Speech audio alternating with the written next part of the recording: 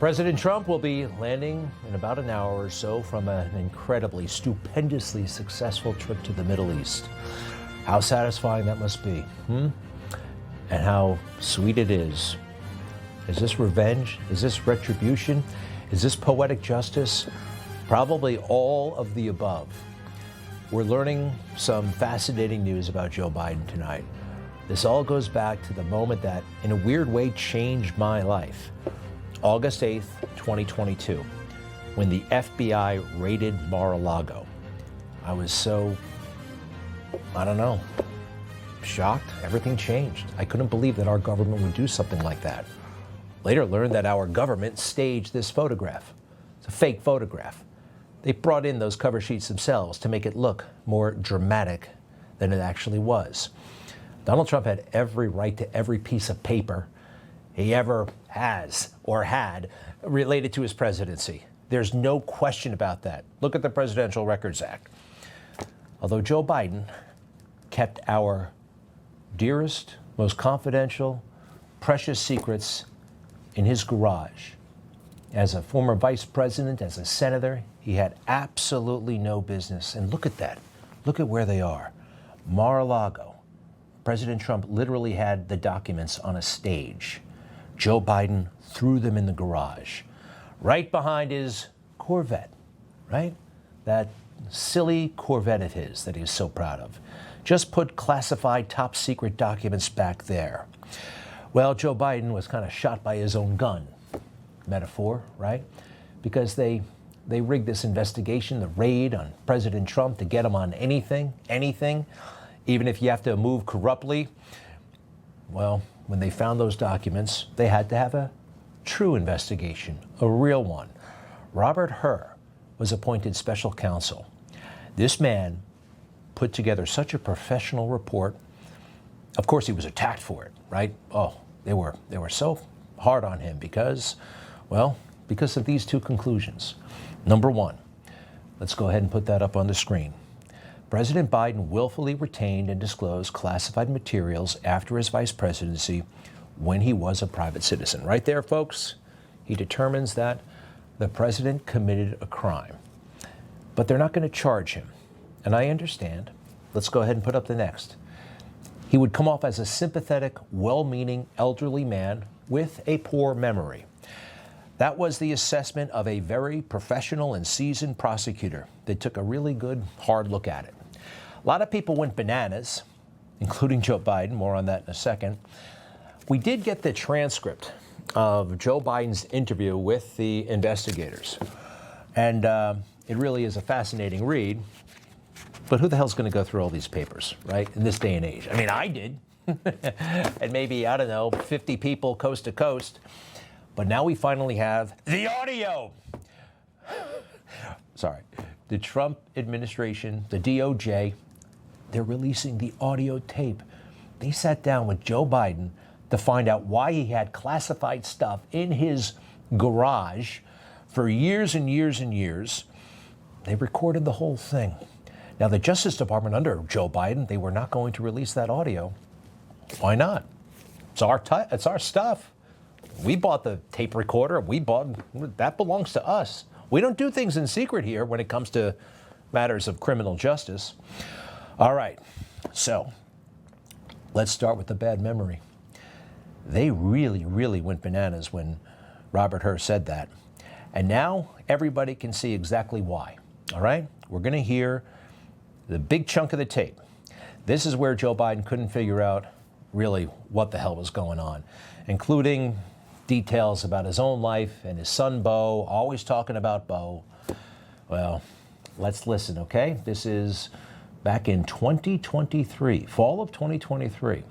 Go ahead. And so what was happening, though, once Beau died, May 30th, 2015. Was it 2015 he died? 2015. I think it's 2015. I'm not sure the month, but I think it was. Yeah. That's right, Mr. President. And what's happened in the meantime is that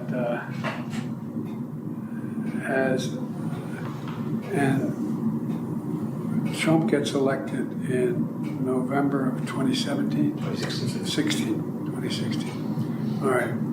So, why do I have 2017 here? That's when you left office, January of 2017. Okay. But that's when Trump gets sworn in. Right. January. Right. Correct. Okay. Yeah. And in 2017, Bo had passed, and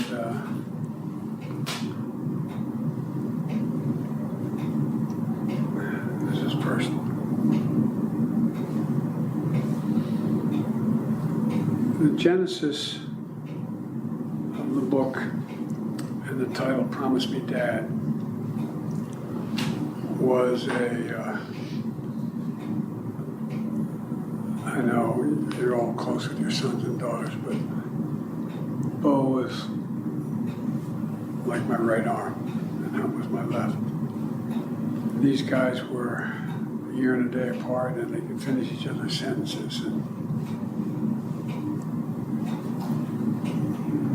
Bo, I used to go home on the train in the period that I was still in the Senate. Anyway, do you remember? All right, you can tell it's gibberish. He's all over the place. He doesn't know what the hell is going on. And actually, this made it go all the way back. Is this 2022 for crying out loud? He doesn't know what's going on. The real crime here is that his aides let him, 2023, run for re-election in this condition. This is the first thing you do. The campaign is over. But they lied to everybody, and they thought they could pull this off. How? His campaign aides, and Joe, of course, himself. So you heard that whole thing. There's even reference. They're trying to help him. They're trying to help him. He can't figure out. They're saying, I think it was 2015. It was 2015, sir. Watch what Joe Biden did. This report becomes public. It said he willfully retained classified documents in violation of the law. They're not prosecuting because, look, the guy has a bad memory and will come off very sympathetically, potentially to a jury. Watch this vicious, mean, degenerate react. There's even reference that I don't remember when my son died. How in the hell dare he raise that? Frankly, when I was asked the question, I thought to myself, it wasn't any of their damn business. Let me tell you something. Some of you have commented, I wear since the day he died, every single day, the rosary he got from Our Lady of. Every Memorial Day we hold a service remembering him, attended by friends and family and the people who loved him. I don't need anyone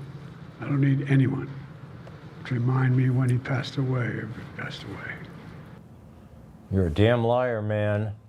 Just like he told that guy in Iowa, you're the damn liar.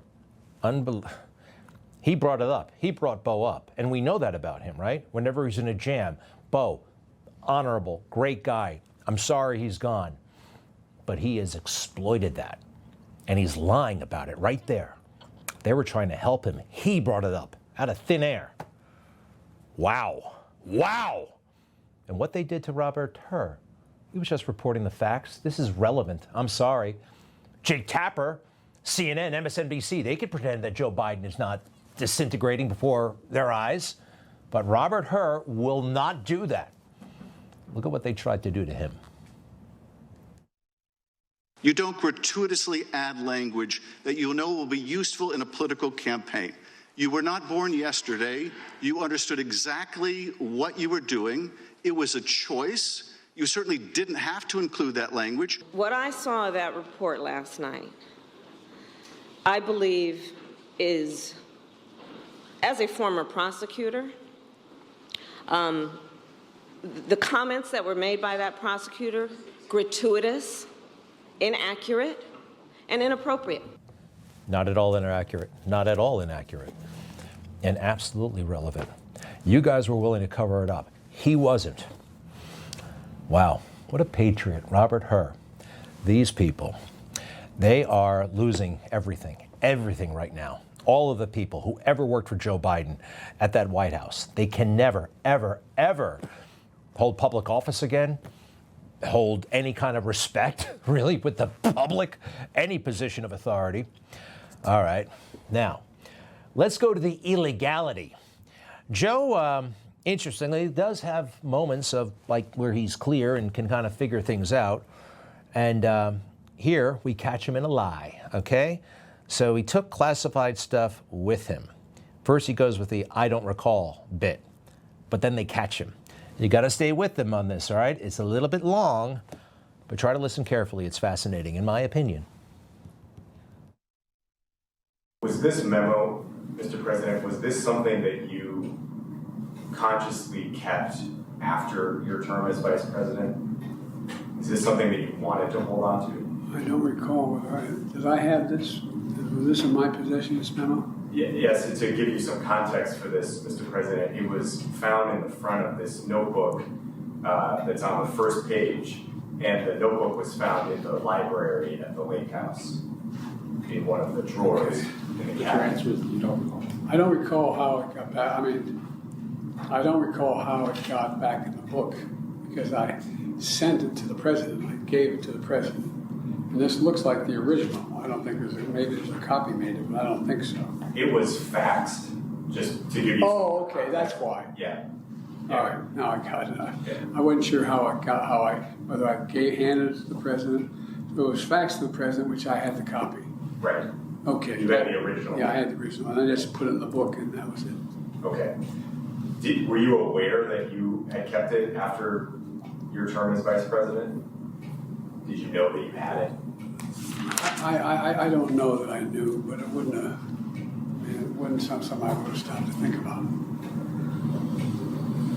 The reason I ask is it's been written about. Bob Woodward wrote about it in one of his books.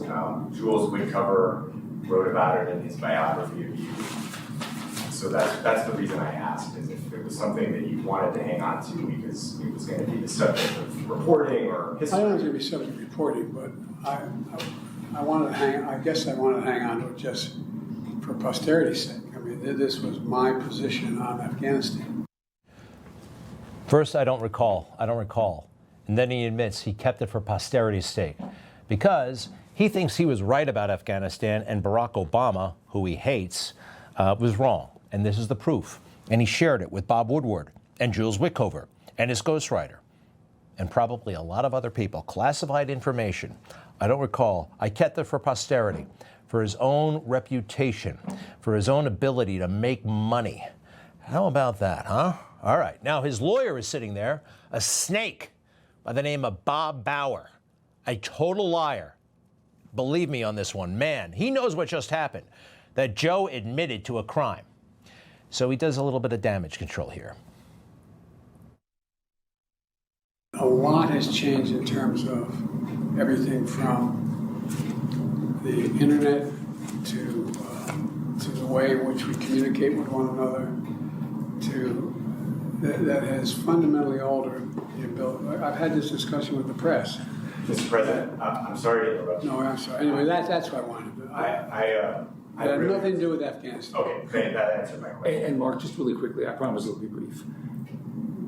I just really would like to avoid, for the purpose of a clean record, getting into speculative areas. When the president responded and said, I don't recall intending to keep this memo, you then said, well, might you have thought it was important to keep and whatever? And he said, well, I guess I could have. His recollection, as I understand it, is he does not recall specifically intending to keep this memo after he left the vice presidency. And I want these questions to be as clearly answered and recorded on the transcript as possible. I think we should take a break at this point. You see that? It's Bob Bauer, by the way, noted swamp attorney. And I've caught him in many, many lies before. Information. Truth is freedom. Is Newsmax. It's real news for real people.